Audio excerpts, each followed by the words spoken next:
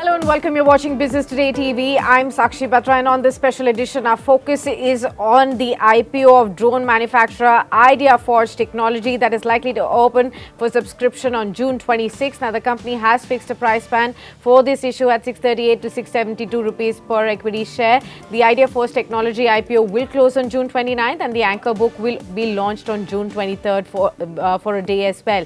Now, the company here aims to raise 567 crore rupees from this IPO, and this IPO really consists of both a fresh issue and an offer for sale. A fresh issue is of 240 crore rupees and an offer for sale of 48.69 lakh equity shares that's worth about 327 crore rupees by the promoters and investors. Now, the company has already raised about 60 odd crore rupees in a pre-IPO round, and hence the fresh issue size, which was initially talked about as 300 crores, is now down to 240 crore rupees. Now, to discuss more insights and what do we expect from this IPO going forward from here, joining in the top management with me on Business Today TV, Mr. Ankit Mehta joins in. He's the CEO of the firm, and Vipul Joshi also joins in, the CEO of IdeaForge. Welcome to both of you, and thank you so much for taking the time out for this discussion as well. Well, let me first start off by asking you, Mr. Mehta, about the journey so far.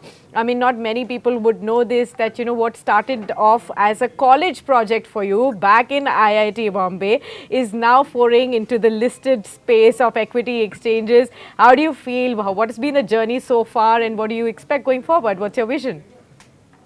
Thanks, Sakshi. I think it's been a very surreal journey, if I may say. If you think about what started off as a fun project where one of my co-promoters, Rahul, he wanted to make a hovercraft and float it in the lake right next to our campus, which is the Powai Lake, Okay. to to wanting to build an innovative helicopter, coming up with the quadcopter concept that you see in all weddings these days, Okay. to building the first prototype for the same in 2004 for a college fest, to spending a few years playing with the technology, building it in the back end, and then around 2008 we sort of helped participate alongside IIT Bombay in some competitions. We helped IIT Bombay secure pole position in those competitions as well, and that allowed us to sort of showcase our technology capability, and we started delivering these brains of a drone, which is the autopilot, for various projects with DRDO labs, etc. And that started off us on the drone side of our journey. We started our operations in 2007. 2008 is when this started. Yeah. But in 2008, when the attacks happened on Mumbai, and we saw reports of helicopters trying to look into the third and fourth floor of the Taj Hotel, we felt like our drones could have been a potential solution for that kind of a situation as well. And that's Yeah. what motivated us to want to build this technology for our security use cases. And that's how the journey began. And we launched our product in 2009. And one fact is that you saw one of our early prototypes as Yes. well in the movie Three Idiots. And Yes.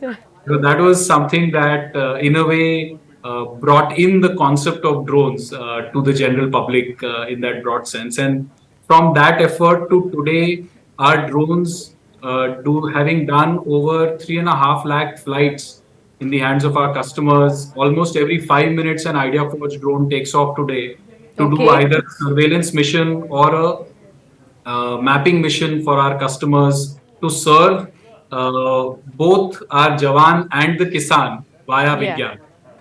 That's wonderful. That's wonderfully put in one line, for sure, and how it covers all aspects of surveillance mapping, and definitely an exciting space to be in. This is the developing space, and we are looking forward to how much more can this space really benefit the mankind going forward from here as well. But coming back to the company, for sure, if you could also help us understand the key objective of launching your IPO, and what will be the funds from the fresh issue be used for, Mr. Joshi? Yeah, so thank you, Sakshi. Right now, what our focus is that we would be raising about 240 crores from the primary raise in the market. Our distribution or the user proceeds is distributed between 40 crores in product development, 50 crores in repayment of debt, and 135 in working capital. Okay.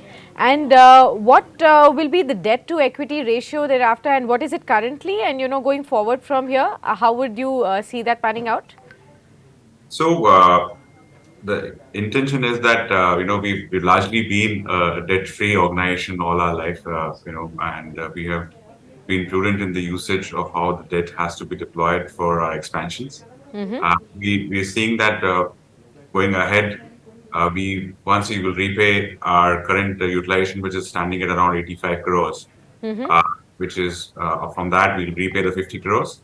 And subsequently, as the business grows and the need arises, we would be dipping into the requirement from that, and also using the fresh raise that we are doing at the moment.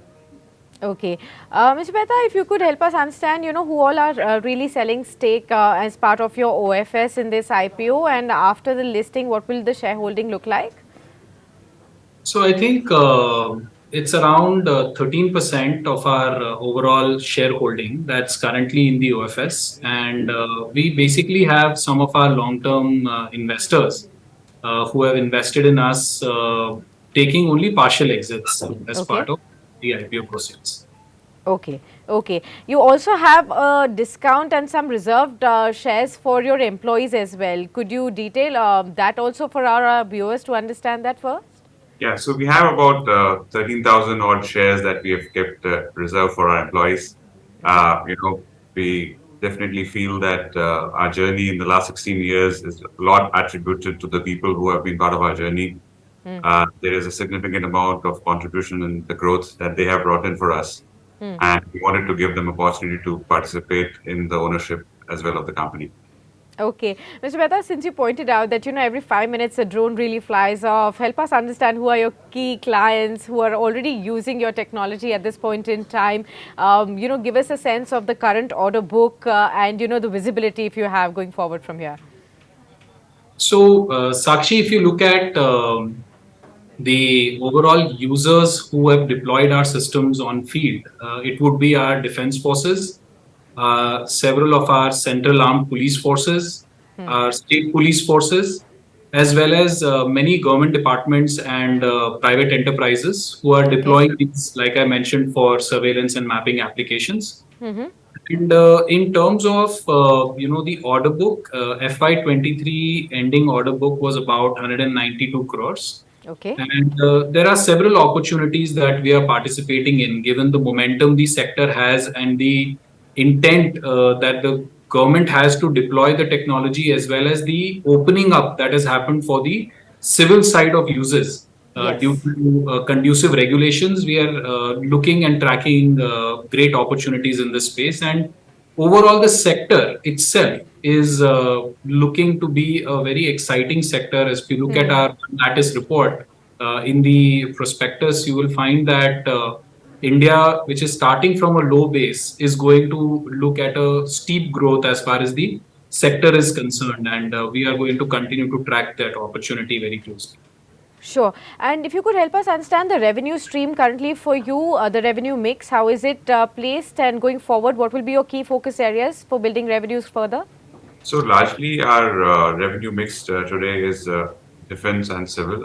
Defense being about 75 to 80% of our portfolio. And going ahead in the near term, we expect the similar ratios to continue with a slight betterment in the civil market. Okay. Okay. And the current market share that you have, you're the largest, manufacturer currently in India. So I'm guessing you have a large market share currently. If you could specify that, and going forward, what is the outlook on that? So, as far as FY22 market share for IdeaForge is concerned, we were about 50% of the market in terms of revenue.